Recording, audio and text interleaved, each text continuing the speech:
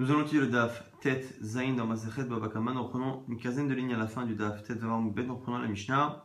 Chamisha Tamim, il y a 5 animaux qui sont considérés comme étant Tamim, pas dangereux, et donc qui normalement ne provoquent un dédommagement que de moitié.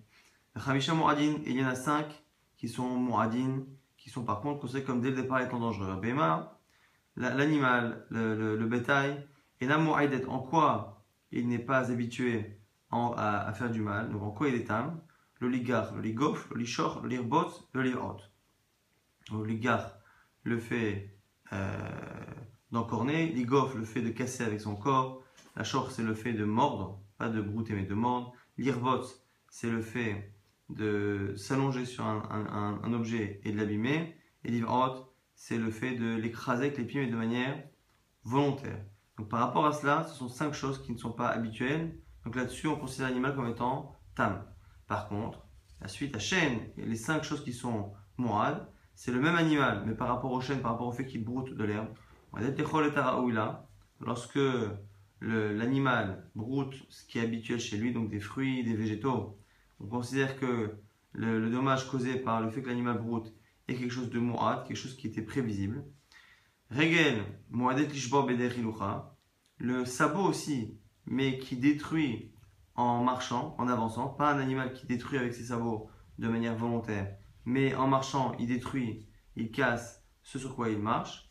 Mais shora mourad, et troisième catégorie, c'est le même animal, mais lorsqu'il a encorné 3 fois, donc ici a priori c'est par rapport au fait d'encorner, le shora mazik beshudarabim, et le taureau qui fait du mal, Beshut Isaac, dans le domaine du Isaac, dans le domaine de la victime. Mais a priori, on parle encore une fois ici de Keren, de la corne qui ferait un dommage dans le domaine public, ce serait Mourad, Ve'adam et l'homme. Ça, ce sont les 5 Mouradim. La Mishnah continue avec d'autres animaux.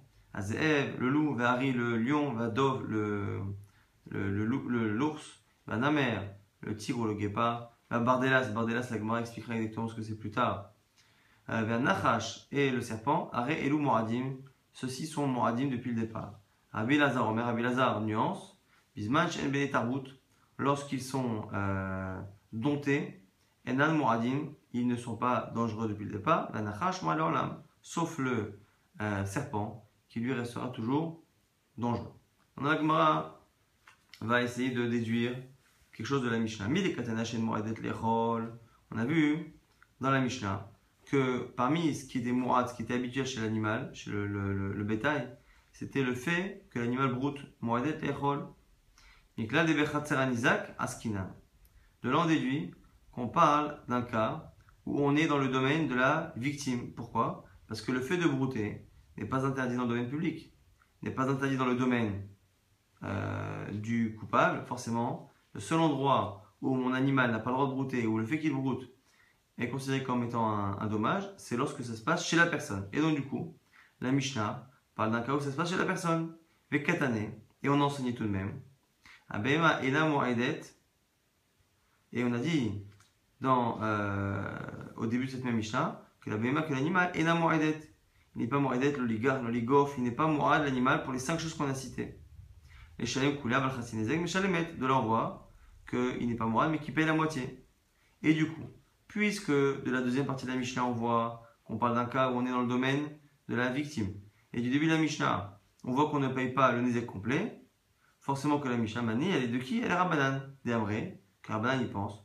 Mishuna Keren Bachatzer Anizak, lorsque l'on a affaire à Keren, donc c'est le dommage qui est créé par la corne, ou tout dommage qui est causé par l'animal, mais qui est un dommage qui n'est pas habituel, qui rentre donc du coup dans la catégorie de Keren, Bachatzar Nizak dans la cour, dans le domaine de la victime, Chatzi Nizak ou Demeshalem, il ne paiera que la moitié. Ça c'est l'avis de Rabbanan, qui est contre Rabbi Tafon. Et Masefa, mais maintenant quand je regarde la fin de la Mishnah, ça va être comme Rabbi Tafon, c'est marqué quoi? Shora Mourad, parmi les animaux qui sont dangereux, Shora Mourad, l'animal qui a encore né 3 fois, Shora Mazik Beshudan Nizak, et le shor qui est endommagé dans le domaine de la victime, ve Adam et l'homme. Atan Rabbi Tafon Damar Meshune Keren, Bachatzer Anizak, Deshalek Deshalem, Recha Rabbanan, c'est Rabbi Tafon. On a l'impression, du coup, que le début de la Mishnah et la fin de la Mishnah ne sont pas la même personne. Le début, ce serait Rabbanan. Et la fin, Rabbi Tarfon, puisqu'au début, on nous dit qu'il ne paiera pas, il est considéré comme étant Tam. S'il est Tam, c'est qu'il ne paye pas la totalité. Et à la fin, on nous dit que Vershutan Isaac. Dans le domaine du Isaac, c'est considéré comme étant un Mourad. Et donc, du coup, c'est comme Rabbi Tarfon. Et d'où on sait que le début aussi de la Mishnah parle d'un cas où on est Bechatzar à Isaac, c'est le fait qu'on ait dit de manière Stam, sans préciser, le fait qu'on ait dit que le chêne, il est Mourad de manger. Et ça ne peut se passer que chez la victime. Donc, on a une contradiction entre le début et la fin de la Mishnah. La Gemara a dit, tu as raison. Dites-moi, Shmuel a dit à Rabbi Yehuda, Shinena, c'est l'appellation qu'il lui donne toujours à son élève, Shavok Matnitin, laisse cette Mishnah, Beta Abatrai, et suis-moi, Reisha Rabbanan, Veseifa Rabbi Tarfon. Le début de cette Mishnah commence par être comme Rabbi Rabbanan, et elle termine par être comme Rabbi Tarfon. Ça, c'est la première solution pour expliquer pourquoi, alors qu'on a l'impression que toute la Mishnah parle d'un cas où ça se passe, chêne, le fait de brouter chez la victime, au début on nous dit que l'animal n'est pas mourad pour cela, et donc il ne paye pas la totalité, et qu'à la fin on nous dit qu'il est mourad birshut Isaac. Donc du coup la Gemara me dit que c'est une contradiction. Au début c'est Rabbanan, après c'est Rabbi Tarfon. Rabbi Lazar, Mishmei de Ravama. Rabbi Lazar propose autre chose au nom de Rav. Coulé Rabbi Tarfon, toute la Mishnah c'est Rabbi Tarfon. Alors comment on comprend? Recha vechassam yuchedet, les perot, les echad mehen, velazé, les shvarim. En fait c'est une cour, on a déjà donné ce type de réponse précédemment. C'est une cour qui en fonction de certaines utilisations appartient à l'un ou appartient à deux personnes. Et donc du coup, par rapport aux fruits et au fait de brouter, ça appartient à un seul. Donc effectivement, ça s'appelle Reshutan Isaac, c'est le domaine de la victime par rapport à Hachem. Mais puisque ils étaient les deux associés dans cette cour pour le fait d'entreposer et de laisser les animaux, les shvarim, ils sont associés pour les shvarim. Donc il y a les gabéchen, avec les Chatzar Isaac. Donc par rapport au fait de brouter, ça s'appelle que c'est le domaine de la victime. Ou le Gabé Keren, avec Reshut Rabim, il ne faut pas s'étonner que dans la suite de la Mishnah, lorsqu'on parle de Keren, c'est Reshut Rabim. Donc il ne faut pas s'étonner encore une fois qu'on ait ces contradictions. On peut avoir dans la Mishnah finalement un cas qui est à la fois domaine public et à la fois domaine privé de la victime en fonction de ce qui a été établi à la base entre les associés. Amar Avkana dit Amrita Lishmarte Kamed Rav Zevid. J'ai dit ce que tu as dit devant Rav Zevid. Minarder de Nardea, il m'a dit Mimasit Mokmatla, Kula Ki Rabbi Tarfon. Est-ce que tu peux vraiment expliquer toute la Mishnah comme étant comme Rabbi Tarfon? Hakatane, pourtant on a dit Hachem Moedet Lechol et Taraouila. C'est marqué justement dans cette Mishnah que le fait de brouter l'animal est considéré comme étant Mourad au sujet de lorsqu'il broute des choses qui lui sont habituelles. Raouila in et Raouila lo. De là tu vois que c'est que lorsque l'animal broute quelque chose d'habituel que c'est considéré comme étant Mourad. Et du coup, ça veut dire que si il broute quelque chose qui n'est pas normal, il n'est pas Mourad. Et ça c'est contre Rabbi Tarfon de dire Rabbi Tarfon. Et pourtant Rabbi Tarfon il pense avant Meshune Keren. Lui il pense, Rabbi Tarfon, que même Keren qui n'est pas habituel, Keren c'est encore une fois la définition de la corne ou de tout ce qui est inhabituel. Rabbi Tarfon pense que même si c'est inhabituel, dès que ça se passe chez la victime, on paye une Shalem. Et alors là, Rabbanani, donc on pourrait dire que toute la Mishnah c'est Rabbanan. Si on ne veut pas dire comme tout à l'heure qu'on a dit, comme Shmuel, que une partie c'est Rabbanan, l'autre c'est Rabbi Tarfon. Donc on voit que dire que tout c'est Rabbi Tarfon, c'est là d'être problématique sur le Rav Zevin. Donc du coup on dit que tout est Rabbanan. Alors là, Rabbanani, on est obligé de rajouter des mots pour comprendre. En fait, la Mishnah dit qu'il y a 5 tamim, 5 cas où l'animal est considéré comme étant tam, donc pas dangereux, et il ne paye que la moitié. Et lorsqu'après on dit il y en a 5 qui sont muadin, ce n'est pas les 5 qu'on va citer après, qui effectivement sont 5, mais c'est pas ça. Les 5 muadim, c'est les 5 premiers cas qu'on a cités qui sont tamim, mais qui ont déjà fait le dommage 3 fois. Donc en fait il y a 5 tamim, c'est 5 qu'on a cités, le ligard, le ligof, le lishor verroulé. Et après quand on dit qu'il y a 5 muadim, c'est les mêmes. Im Wardou, s'ils ont fait 3 fois ce dommage-là. Hamishtal Moradin, les 5 qu'on a cités précédemment deviennent Moradin. Veshen Veregel, et la suite par contre, Veshen Veregel, le fait de brouter, le fait d'écraser avec ses sabots, Moradim Mitrilatam, sont considérés comme étant un dommage qui est Morad depuis le départ. Vechan Ha'adatan, Et quand est-ce qu'on dit que ils deviennent Moadim? B'chatzer Nizak, lorsqu'on est dans la cour du Nizak, lorsqu'on est dans le domaine de la victime. Donc finalement, on sera en train de dire que la fin de la Mishnah qui parle de Shen, Regel, Echule, Chatzer Nizak, on n'est plus dans la liste, dans le listing des choses qui sont Moad, Metrila. On est en train de dire où, dans quel endroit on peut considérer que qu'on a un digne de Mourad dans Khatsar Nizak, donc c'est plus finalement lié au début de la Mishnah comme on pensait précédemment. La Gemara objecte tout de même. Kifla Ravina objecte et dit Ha katane le kamal shoramazik beshuta nizak keitzad. On a la Mishnah suivante qui va nous dire shoramazik beshuta nizak, le shor, l'animal qui endommage dans le domaine de la victime. Keitzad, quel est l'exemple? Comme si la Mishnah d'Avkavdalet allait finalement nous donner le détail de ce qui est cité ici. Or, maintenant qu'on a relu la Mishnah, on n'a plus ce cas-là. Yamar Mishnah Maïreba, si tu dis que la Mishnah se lit comme on a lu précédemment, que c'est Shoramazim Shutarabim, avec Shutan Isaac, je comprends. C'est pour ça qu'après on répète et qu'on dit Ketzad. Exemple. La Yamar Maïreba, si tu dis qu'on n'en a pas parlé, Maï Ketzad, comment tu peux enchaîner sur un Ketzad?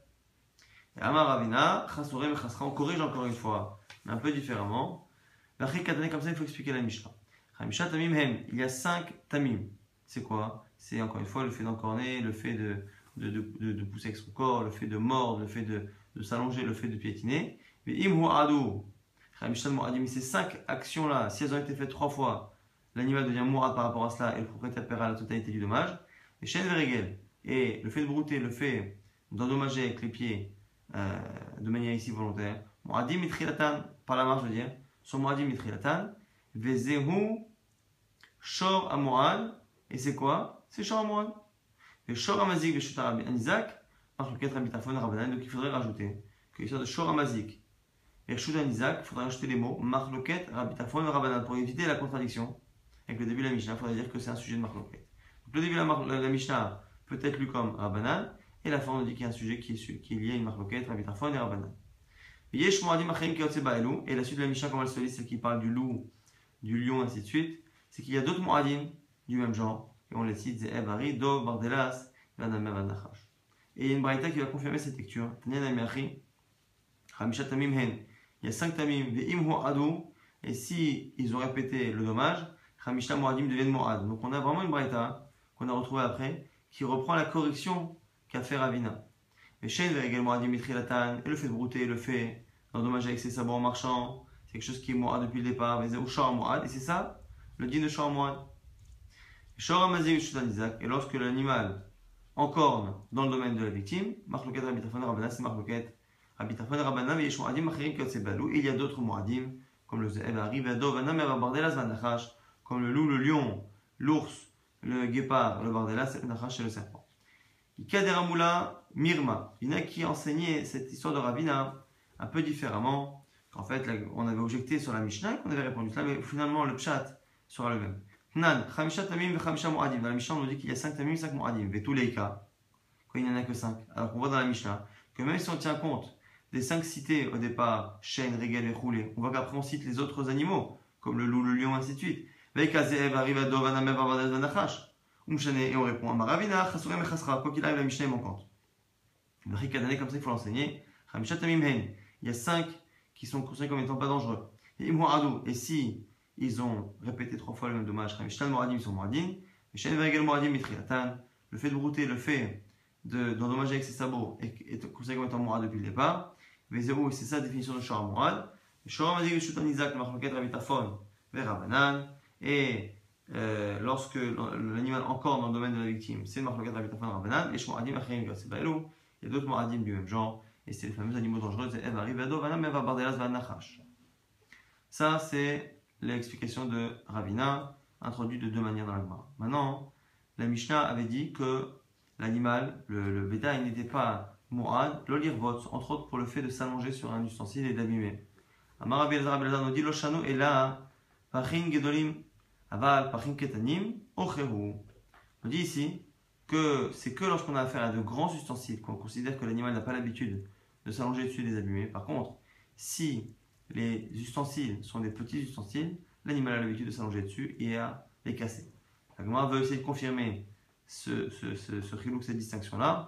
L'imam Essayale, peut-être qu'on a une confirmation de cela avec cette braïta. L'animal a l'habitude de marcher comme à son habitude, et donc là où il marche, on considère qu'il est mourad d'abîmer avec ses pieds. Ou et il a l'habitude avec son corps d'écraser un homme, un animal ou kelim ou des ustensiles. Donc on voit là-bas que d'un côté, on nous dit qu'il est habitué, d'un côté on dit qu'il est habitué. Dans notre Mishnah, on nous dit qu'il n'est pas habitué, donc peut-être qu'on est obligé de faire ce chilouk, cette différence, et de dire que Rabbi Lazar a forcément raison, puisque notre Mishnah nous dit qu'il n'est pas habitué, la Braïta nous dit qu'il l'est forcément, qu'on fait une distinction entre des petits ustensiles et des grands. La Gemara dit non, c'est pas une preuve. Dilma minatsad. Peut-être qu'on ne parle pas d'écraser avec son ventre, mais d'écraser avec le reste du côté, et où, en tout cas où elle marche et qu'elle le casse, alors que c'est sur le côté, pas forcément en dessous. Donc c'est pas une preuve. Et qu'il y a qui ont cette souga de manière un peu différente. Amar Rabbi Lazar, l'otema, pachim gedolim, hu de la boche, aval pachim ktanim ochehu. Que Rabbi Lazar il aurait dit l'inverse. Ne crois pas justement que l'animal n'a pas l'habitude d'endommager que dans les grands ustensiles, mais que dans les petits il aurait l'habitude. Moi je pense, c'est là un philo, pachim ktanim nami la bochehu. Moi je pense, nouvelle version de Rabbi Lazar, que même lorsque les ustensiles sont petits, on considère que l'animal n'a pas l'habitude de les endommager en s'allongeant dessus. C'est marqué dans la Braïta que l'animal a l'habitude d'écraser des choses, entre autres des ustensiles. Amar Rabbi Lazar, Dilma minatsad. Là-bas, c'est peut-être aussi sur le côté qui les écrase. Ikadem Rame, là, il y en a qui disent que c'est une objection. Troisième version de cette sugia. C'est marqué qu'il n'est pas moral l'animal dans la Mishnah. Irbot de s'allonger sur un ustensile et de l'abîmer. La Braïta nous dit au contraire, l'animal écrase entre des kelim. Rabbi Lazar, le kan bepachim gedolim, kan bepachim ktanim. Et ce serait là que Rabbi Lazar aurait fait ce chilouk comme dans la première version, qui ferait la différence entre les petits ustensiles et les derniers. Quoi qu'il arrive, en tout cas, on a deux versions de Rabbi Lazar. Parce que Rabbi Lazar dit que l'animal est âme que par rapport aux grands ustensiles ou même par rapport aux petits. C'est deux versions de Rabbi Lazar. Maintenant, on nous dit Azeev arrive et roulé.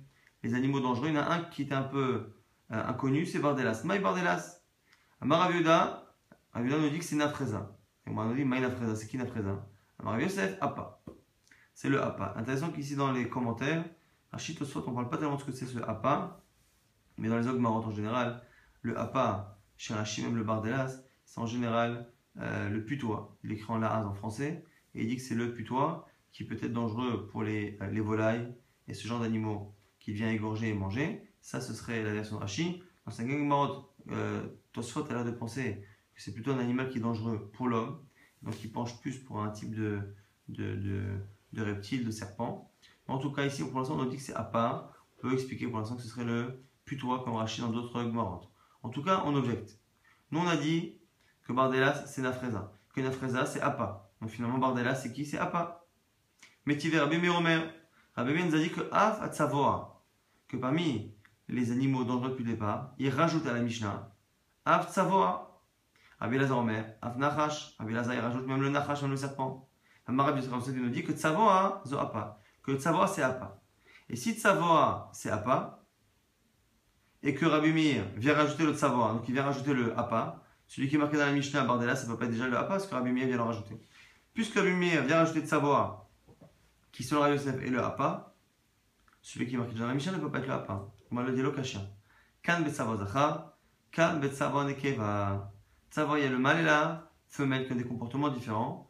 Et du coup, quand on nous dit tzavo, c'est la femelle. Et tzavo, c'est la femelle. Et Appa, c'est le mâle. Et ce qu'a dit Rabbi Yosef, c'est que tzavo et Appa, c'est la même espèce. Simplement, une c'est la femelle, l'autre c'est le mâle. Donc il n'y a pas de contradiction. Kan betzavo nekeva. Tana Tzavo Zachar. Et du coup, on va nous rapporter maintenant un enseignement, une braïta, qui va parler entre autres du savoir et qui va nous parler d'une sorte de processus un peu compliqué. C'est une sorte de gilgoul, de réincarnation. En tout cas, ça fait partie des enseignements les plus connus mais les plus difficiles à comprendre. Ce Tzavo Zachar, donc ce Appa, au bout de 7 ans après sa mort, il devient Atalef. Atalef, c'est un oiseau qui est marqué dans la Torah, dans les Pashiot de Kashrut. Atalef, Achar Sheva Shanim Naase Arpad. Atalef au bout de 7 ans se transforme en Arpad, qui est un animal ressemblant aussi. Toujours de la volaille. Arpad, la Khashashanim, na assez Kimosh. Le Arpad au bout de 7 ans devient Kimosh. Kimosh, la Khashashanim, Kimosh au bout de 7 ans devient Naasa Hawar. Alors ici, Kimosh et Hawar, il y en a qui disent que ce sont des végétaux, ce sont des choses que l'on voit dans le Nar. Et là-bas, les commentaires eux-mêmes discutent. Il y en a qui disent que ce sont encore des animaux, il y en a qui disent que ce sont des végétaux. En tout cas, la Khashashanim, après 7 ans, quand ce Hawar, il devient Naasa Shed, ça devient un Shed, ces esprits-là, qui sont cités parfois dans la Gema. On continue dans les Agadot un peu particulières. Shidro Shel Adam, la colonne vertébrale d'un homme, la Khashashanim Naase Nachash. Au bout de 7 ans, ça devient un serpent. Et cela, c'est des Lokara Bemodim, lorsqu'il ne s'est pas prosterné, lorsqu'il est Modim dans la Amida, et qu'il n'a pas accepté de se soumettre à Hachem. Bon, ça, c'est encore une fois plutôt de la Agada. Amarma, maintenant nous dit, Rabbi Meir Omer, Af Tzavor, on a dit dans la Mishnah, dans la Gemara, on a rapporté Rabbi Meir qui dit que même le Tzavor était dangereux. Rabbi Lazar Omer, Af Nachash, Rabbi Lazar dit même le Nachash. Alors en disant même le Nachash, on dirait que Rabbi Lazar il est d'accord avec les autres animaux dangereux. Mais finalement, à la fois le Namer, à la fois le Hari, le Ze'ev, et lui rajoute le Nachash en plus. On va dire, pourtant dans la Mishnah chez nous c'est marqué différemment, Rabbi Lazar Omer, Bizman She'en Bene Tarbut, Ena Moadim Vanachash. Nous dit Rabbi Lazar que les autres animaux ne sont pas Moadim, parce qu'ils sont domptés, et le Nachash, par contre le serpent, Moad, donc c'est le seul qui serait Moad. Pourquoi? Dans la version qu'on a eue là-haut, on dit Af Nachash, même le Nachash comme s'il était d'accord avec les autres animaux. La Gemara dit corrige, Tane Nachash. Tu as raison, il ne faut pas dire Af même, il faut dire Nachash. Et donc Rabbi Lazar ne vient rendre Moad que le serpent, que le Nachash. Nouvelle halakha maintenant de Shmuel. Amar Shmuel, Ari Beshut Arabim, un lion qui est dans le domaine public, qui blesse un animal et qui le mange. Il n'est pas touré, il est dispensé. Taraf, ve'achal, chaya. Si par contre il a tué l'animal et qu'après il l'a mangé, il est chaya. Pourquoi? Daraz ve'achal pato. Parce que quand il n'a fait que le blesser et qu'il l'a mangé encore vivant, puisque c'est son habitude, c'est comme ça que le lion mange, il attaque à la carotide ou il attaque un endroit et après il mange l'animal alors que l'animal n'est pas encore complètement mort. Du coup, puisque c'est l'habitude du lion de faire comme cela, ça ressemble à chêne. Et chêne, le fait de brouter ou le fait de faire un dommage habituel, n'est pas chayav lorsque c'est dans le domaine public, au bateau. Taraf, par contre, s'il a tué l'animal, juste il l'a tué, et après l'avoir tué, quelques temps après il le mange, là, comme c'est pas l'habitude, à ce moment-là, il paye les ek. Donc déjà, cette halakha de Shmuel est basée sur un chilou qu'il y a entre un dommage qui est causé dans le domaine public, lorsque ce dommage est habituel, ou lorsqu'il ne l'est pas. Donc quelqu'un possède un lion, ce lion-là va manger un animal, en fonction de la manière qu'il a eu de le tuer puis de le manger. Si c'est habituel, ça devient chêne. Chêne dans le domaine public, c'est pas chaya. Si par contre c'est inhabituel, c'est keren. Et keren, même dans le domaine public, on est chaya. Maintenant, au passage, la Gemara va s'étonner sur le fait qu'on dise que l'animal, le lion, n'a pas l'habitude de tuer sa proie avant de la manger. Comme s'il ne faisait que la blesser et la manger immédiatement. Et il y aura des tréfas, la vochero. Tu es en train de me dire que c'est pas l'habitude d'un lion de faire et l'animal t'arrête de le tuer. Viens, il faut t'enseigner. Arié, toref bidé korotav. Dans Nahum, c'est marqué là-bas. On va citer à chaque fois des psukim de cet endroit qui dit que Arié, le lion, il a toref bidé korotav. Il a des toref, donc des animaux qu'il a blessés, qu'il a tués, pour ses enfants. La Gemara dit oui, parce que là-bas, c'est pour donner à ses enfants. Bishfil gorotav. Lorsqu'il veut donner à ses enfants, effectivement, il les tue. Et pas pour manger. Omer Hanek. L'elivotav. Et on dit aussi qu'il a il mechanek, il égorge, il étouffe des animaux. L'elivotav pour ses lions. Là aussi. Bishfil livotav pour ses lions, mais pas pour lui. Il malé teref chorav. Et ses trous, ses repères sont remplis d'animaux morts. Pareil, Bishil Chora, c'est pour faire des stocks. Ou Meronotav, Tréfa, pareil, qu'il y ait des tréfotes dans son maron, dans son endroit, dans son repère. Bishil Meronotav, aussi, c'est pareil, c'est pour remplir son repère d'animaux. Mais lui-même, quand il mange, en général, il ne tue pas l'animal avant, il le blesse et il le mange. Pourtant, on a une braïta qui dit quoi? Qu'un animal qui est rentré dans la dans le domaine de la victime. Tarfa bema ve'achla basa, si elle a blessé l'animal, elle l'a tué, ve'achla basa qu'elle a mangé la viande, mais shalem nezek shalem, il paye le nezek shalem. Et donc du coup on a une braïta qui infirme ce que dit Shmuel, selon Shmuel. Comme ça se passe dans le domaine, alors là-bas c'est dans le domaine du Nizak, mais Achamim Askinan, Shtarfa Laniach, en tout cas là-bas on voit quoi? On voit que c'est l'habitude. On voit que c'est l'habitude des Toref. Il m'a dit là-bas aussi pareil, c'est Tarfa Laniach. Là-bas, hein, c'est parce qu'il a tué l'animal, mais pour le laisser de côté. Il m'a dit, pourtant c'est marqué Tarfa ve'achla, elle a tué la bête et elle a mangé. Il m'a dit, Benim lecha ve'achla. Il faut dire que c'est un animal qui est prévu à la base de tuer sans manger, et après elle a mangé finalement. Il m'a dit, Minayad Ainan. D'où on sait les cavanotes du lion nous, ou de l'animal. Alors des Shmuel, il a mis des Machiou. Et en plus, si tu dis ça, Shmuel aussi, quand il dit qu'un animal qui a tué dans le domaine public, tu n'as qu'à dire que lui aussi, peut-être qu'il a dit ça parce qu'il pensait que peut-être que l'animal avait changé d'avis. Et que c'est pour ça qu'il a dit ça, mais peut-être qu'il n'a rien mis. Sinon, il ne serait pas d'accord avec cette halakha. Amar Nachman bar Yitzhak, les Zadim Katanen. Donc, tu es obligé de lire différemment la braïta. Et en fait, il y a deux cas. Tarfa Behema, c'est un premier cas. Tarfa Laniach, donc elle a tué l'animal pour le laisser de côté. Et c'est pour ça que c'est inhabituel. Ou Darsa Ve'achla, ou dans le cas où elle a été dorée, elle a mangé. Mais Shalem Nezek Shalem, elle paiera le Nezek. Shalem, elle paiera la totalité du Nezek. Maintenant, Ravina donne un autre petit route. Kika Amar Shmuel. Baritarbout, peut-être que ce qu'a dit Shmuel, qu'on était pas tour lorsque le lion avait tué l'animal. Baritarbout, peut-être qu'il parle d'un lion qui est dompté. Il y a des Rabbi Lazar, et selon Rabbi Lazar dans la Mishnah, qui pense d'Ama à l'avoché, qui pense qu'un animal qui est dompté, même le lion, n'est pas dangereux. On dit Yachi, Yafilou Darsan Ami Lechayev. Alors si c'est ça, même lorsqu'on est Dorès, au final, parce que finalement, c'est pas l'habitude, donc si pas l'habitude, c'est pas l'habitude ni de tuer ni d'être Dorès, que l'animal est censé être dompté. Et là, des Ravina, là, Shmuelitma. Moi, corrigé dans Ravina, ce qu'il a dit, c'est pas sur Shmuel, sur la Mishnah. Et là, Matnitin, Kitane Matnitin, Maritabut, la Liba de Rabbi Lazar, Dama Lavocheu. Lorsque la Braïta a dit qu'un animal Chaya, qui est rentré dans le domaine du Nizak, qui était Toref et qui a mangé, qui a tué et qui a mangé, quand on a dit qu'il parlait des Shalem, pourquoi? Parce que c'est pas habituel. Pourquoi c'est pas habituel? Parce que finalement, c'est un animal qui est éduqué et on est selon Rabbi Elazar. Donc du coup, on continue de penser ici pour l'instant comme Shmuel. Donc Shmuel pense, encore une fois, que lorsque l'animal, le lion ou l'animal sauvage, est dans un domaine public, il ne paiera que si son dommage est inhabituel. Pour qu'il soit inhabituel, il faut qu'il tue sans manger à la base.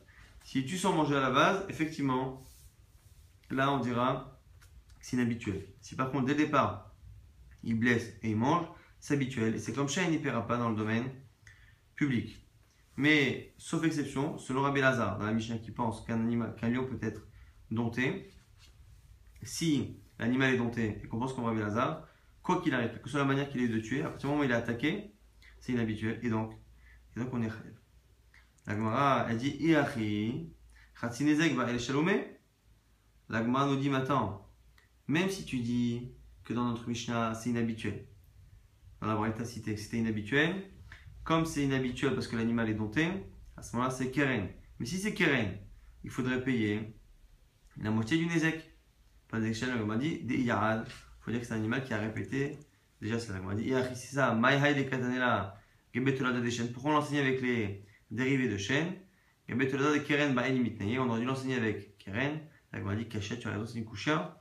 Ce qui ne remet pas en cause complètement le pshat, mais on a une petite couchette tout de même sur ce pshat. Maintenant, nouvelle Mishnah.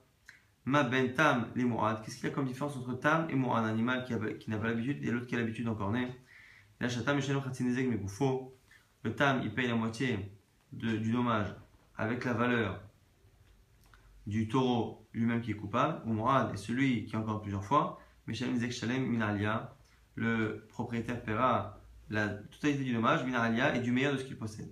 Maïr Alia, c'est quoi Alia? Amarabi Laza, le meilleur de ses terrains, le meilleur de ses bien. On retrouve cette notion-là de Meroula comme étant le meilleur.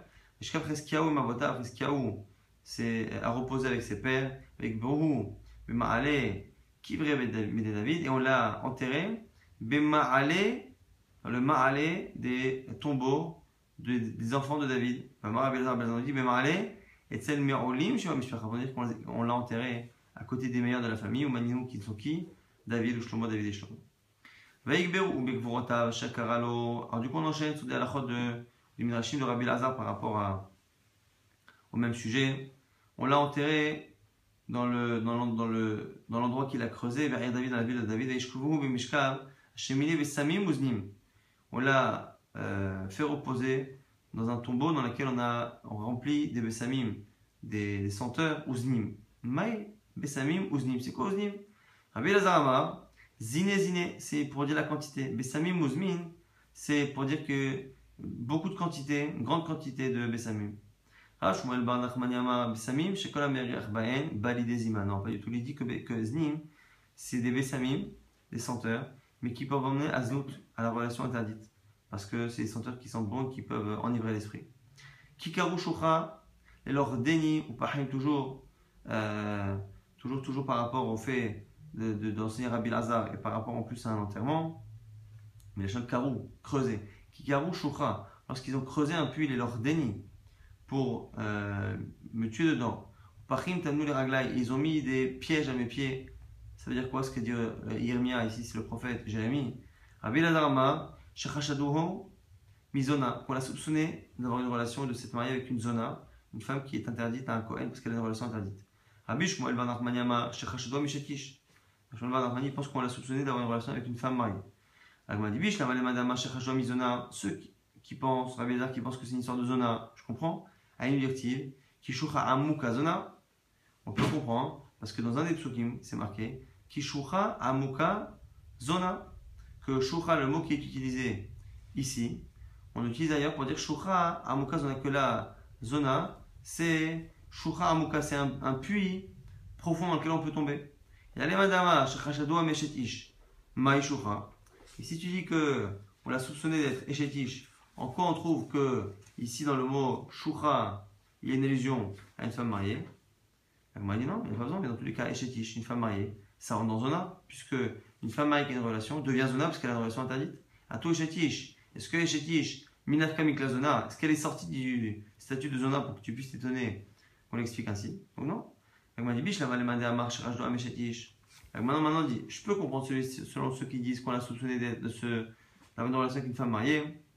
À une directive, je comprends ce qui est marqué Vata Hashem Yadata et Kol Atsatam Alayla Mavet. Et Amia, il a dit toi Hashem, tu sais tout ce qu'ils ont voulu faire contre moi, la Mavet, pour me faire mourir. Donc me faire mourir parce qu'ils m'ont soupçonné d'avoir une relation avec une femme interdite. Donc là je comprends. Et là les Mandéama, Shechashdom, ceux qui disent qu'on l'a soupçonné d'être allé avec une zona, Maïla Mavet, en quoi on a pu vouloir le mettre à mort? La Gemara nous dit non, c'est une allusion à autre chose. Chez Shlichou ou les Bertit. C'est lorsqu'ils ont voulu le tuer en le mettant dans un puits, en le laissant là-bas y mourir de faim jusqu'à ce que le roi vienne le chercher. Du coup, on aurait pu penser. Donc c'est ça finalement que dit la Mavet, c'est pas en allusion à cette histoire de Zona. Darash Rava, une rachat de Rava maintenant, Maïrtiv, Yu Murshalim Lefanecha. La tfila ici de Yirmia par rapport à ses ennemis qui dit Yu Murshalim Lefanecha, qu'il trébuche devant toi.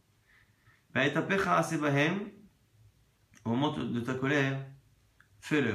Amar Yirmia, Ifna Kadosh Baruch Hu, Ribono Shel Olam, expression de Rabbi Yirmia devant Akadosh Baruch Hu est ainsi, Ribono Shel Olam, maître du monde, Afilo Besh'a Shasim Tzedaka, Irshilem, même lorsqu'ils font la Tzedaka, fais-les trébucher. Bivne Adam She'enam Oganim, en leur faisant donner la Tzedaka à des gens qui n'en ont pas besoin, Kedei Shelo Yikavelu Aleim Sachar, pour n'avoir pas le Sachar, parce que lui voulait que ses ennemis meurent, et la Tzedaka, Tatsil Mimavet, elle protège de la mort, donc il voulait que ces personnes-là se trompe de personnes pour la tzedaka, en sachant qu'ici, normalement, lorsqu'on a une bonne intention pour la tzedaka et qu'on donne à la mauvaise personne, normalement, c'est compté comme la tzedaka. Mais comme là-bas, ils n'avaient pas la bonne intention. Et du coup, si ils n'ont pas la bonne intention et qu'en pratique, ils ne donnent pas la bonne personne, du coup, il leur resterait la tzedaka, c'est la tfila que Yirmia a fait à Kadosh Baruch Hu.